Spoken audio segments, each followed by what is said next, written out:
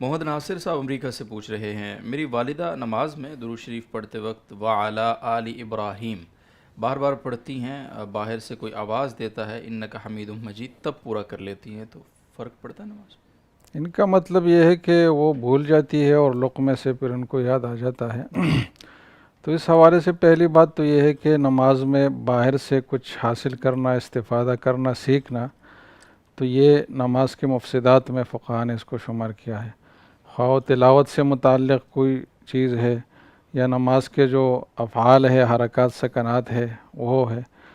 تو کوئی بھی نماز کی چیز اگر کوئی باہر سے سیکھے گا تو اس سے اس کی نماز فاسد ہو جائے گی، اور اس کی وجہ یہ ہے کہ یہ تعلیم اور تعلم کے زمرے میں اور گفتگو کے حکم میں شامل ہو جاتا ہے، اور بات چیت کرنے سے، گفتگو کرنے سے نماز فاسد ہو جاتی ہے۔ البتہ اس میں ایک استثناء ہے کہ اگر یاد دلانے سے وہ اس طرح یاد آیا کہ بالکل بھولا ہوا نہیں تھا بلکہ خود ہی ذہن میں تازہ ہو گیا، اور ایسا ہوا کہ گویا کہ کسی نے بتایا ہی نہیں، یہ خود ہی ان کو یاد آیا، وہ ایک ذریعہ بن گئے اس کے لیے، تو پھر یہ اس حکم میں شامل نہیں ہے۔ تو یہ جو دونوں باتیں ان کو ملا کر اس مسئلے کا حکم یہی ہوگا کہ اگر والدہ کو کسی کے لقمہ دینے سے ہی یاد آتا ہے اور اس کے بغیر ان کے ذہن میں بالکل وہ الفاظ نہیں ہوتے، اور لقمے سے باقاعدہ وہ سیکھتی ہے الفاظ پھر ادا کرتی ہے، تو پھر تو اس سے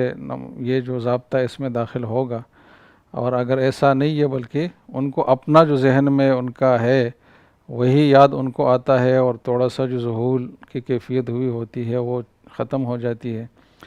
تو پھر نماز پہ کوئی فرق نہیں پڑے گا۔ لیکن اگر پہلی والی بات بھی ہے تو چونکہ یہ قاعدہ اخیرہ ہے اور تشہد کے بعد کی کیفیت ہے،